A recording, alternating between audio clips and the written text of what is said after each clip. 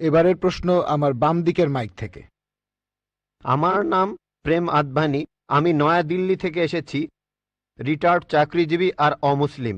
আমার প্রশ্নটা হলো, ইসলামের অতীত ইতিহাস খুবই গৌরবের, বর্তমানেও ইসলাম ধর্মের মাথা উঁচু করে থাকার কথা ছিল। আমার মনে হয় মুসলিমদের কাজকর্মের মধ্যে স্বচ্ছতা থাকা উচিত। অন্য সব মানুষকেও তাদের জানতে দেওয়া উচিত যে তারা কি কি কাজ করেছে বিভিন্ন মাদ্রাসা আর মসজিদ ইত্যাদি জায়গায়, যাতে করে মানুষজন জানতে পারে যে এসব জায়গায় কি হচ্ছে। তখন ব্যাপারটা অনেক স্বচ্ছ হবে, কেউ তখন আর ভুল বুঝবে না। ধন্যবাদ ভাই, খুব সুন্দর প্রশ্ন করেছেন। তবে আপনার উত্তর দেওয়ার আগে আগের বোন যে প্রশ্নগুলো করেছিলেন সে ব্যাপারে কিছু কথা বলি। তার 3টা প্রশ্ন, সেখানে আমার মেয়ে রুজদা নায়কের গানের কথাগুলো মনে পড়ল। শেষ গানটা যে don't talk to me about Mohammad সাল্লাল্লাহু আলাইহি সাল্লাম, আর কোঅর্ডিনেটর বলেছিলেন গানের কথাগুলো একটু মনোযোগ দিয়ে শুনবেন। আপনারা যদি কথাগুলো শুনে থাকেন, এটা নবীজি সাল্লাল্লাহু আলাইহি সাল্লামের একটা সিরাত যে একদিন মুহাম্মদ সাল্লাল্লাহু আলাইহি সাল্লাম হেঁটে যাচ্ছিলেন, তখন এক পথচারীর সঙ্গে তার দেখা হলো। সে নবীজির বিরুদ্ধে কথা বলতে লাগলো, ও এই নবী মোহাম্মদ খুবই খারাপ লোক, তার সঙ্গে কথা বলো না। সে কিন্তু মোহাম্মদ সাল্লাল্লাহু আলাইহি সাল্লামের সঙ্গে কথা বলছে, সে জানে না। ওই লোকটাই মোহাম্মদ সাল্লাল্লাহু আলাইহি সাল্লাম। সে নবীজির কাছে বলল, পথে হাঁটতে হাঁটতে, নবী মোহাম্মদ খুবই খারাপ লোক, তার কথা শুনো না, তার কথা শুনলে বিপর্যয় হয়ে যাবে, সবার জন্য খারাপ হবে, ইত্যাদি ইত্যাদি। গানটাতে এই কথাগুলো বলা হয়েছিল। লোকটা নবীজিকে বলল, তবে আপনি খুব ভালো মানুষ, আর আপনাকে সাবধান করছি ওই মোহাম্মদ লোকটার কথা শুনবেন না সাল্লাল্লাহু আলাইহি সাল্লাম। সে ভণ্ড, নাউজুবিল্লাহ, সে খুব খারাপ মানুষ, নাউজুবিল্লাহ। এরকম আরো অনেক কথা। তবে নবীজিকে বলল, আপনি খুব ভালো মানুষ, আপনি দয়ালু, আপনি পরোপকারী, আপনার নামটা জানতে পারি? নাম শুনে বলল, কি? আপনি কি বললেন? আমি কি ঠিক শুনছি?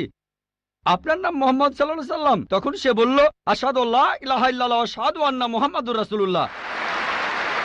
যখন সেই লোকটা বুঝতে পারলো যে এই লোকটাই মোহাম্মদ সাল্লাল্লাহু আলাইহি সাল্লাম, আমি অন্য মানুষের কাছে শুনেছিলাম সে খুব খারাপ মানুষ, ইনি তো ভালো মানুষ, তখনই সে ইসলাম গ্রহণ করলো। তাই আমার প্রিয় বোন, উনি একটু আগে যখন প্রশ্নগুলো করেছিলেন, তখন আমার মেয়ের গানের কথাগুলো মনে পড়েছিল।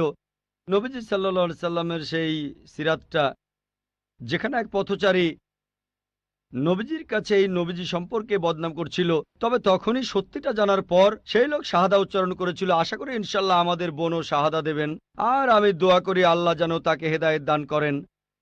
ভাই, আপনি খুব সুন্দর প্রশ্ন করেছেন। আর বললেন যে ইসলামের অতীত ইতিহাস খুবই গৌরবের।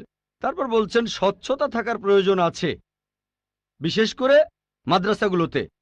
কে আপত্তি করবে? আমি একমত ভাই, আমি সম্পূর্ণ একমত। কে বলছে যে স্বচ্ছতা থাকবে না? শুধু স্বচ্ছতাই নয়, আমি চাই অমুসলিম ছাত্রছাত্রীরা মাদ্রাসায় লেখাপড়া করুক। আমি এটাও জানি ভাই, আমি জানি আপনি এখানে মিডিয়ার কথাগুলো বলছেন, যে মিডিয়া বলছে যে মাদ্রাসাগুলো হলো সন্ত্রাসবাদের আখড়া।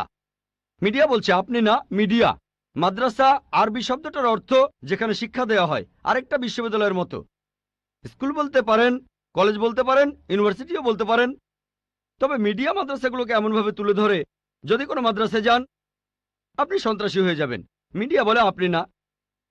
একটা প্রশ্ন করি, এই পৃথিবীর ইতিহাসে যে লোকটা সবচেয়ে বেশি মানুষ হত্যা করেছে সে হিটলার। সে পড়েছিল কোন মাদ্রাসায়?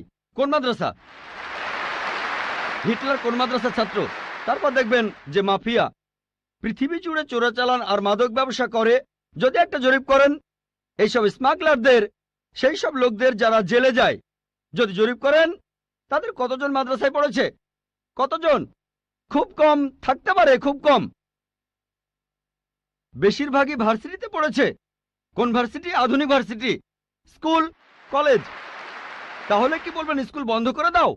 এটা কি বলবো যে আজ থেকে স্কুল কলেজ বন্ধ, বিএ পড়া বন্ধ, বিকম বন্ধ, বিএসসি বন্ধ? না, কারণ আমি তো স্কুলে পড়াশোনা করেছি। স্কুলে শেখানো হয় না যে ডাকাতি করবেন, চোরাচালানি করবেন, দেশের বিরুদ্ধে যুদ্ধ করবেন। এই লোকগুলো স্কুলে পড়াশোনা করেছে, কিন্তু তারা স্কুলগুলোর কুলাঙ্গার। আর হিটলারও হয়তো আধুনিক শিক্ষা পেয়েছিল, আমি নিশ্চিত তার স্কুল তাকে শেখায়নি যে তুমি 60 লক্ষ ইহুদিকে হত্যা করো। তাহলে বুঝতে পারছেন এরা কুলাঙ্গার। তবে সামগ্রিকভাবে দেখবেন যে এই দেশে প্রতি বছর হাজার হাজার ছাত্র মাদ্রাসা থেকে পাশ করে, নাদবা থেকে, দেওবন্দ থেকে হাজার হাজার ছাত্র। আপনি কি বলবেন এরা সবাই মানুষ মারছে? মোটেই তা নয়। মিডিয়া ব্যাপারটা এভাবে তুলে ধরছে। এখন দেখবেন সরকার মাদ্রাসাগুলোতে যাবে। গত বছর বা তার আগের বছর সরকার নাদবা মাদ্রাসায় গিয়েছিল।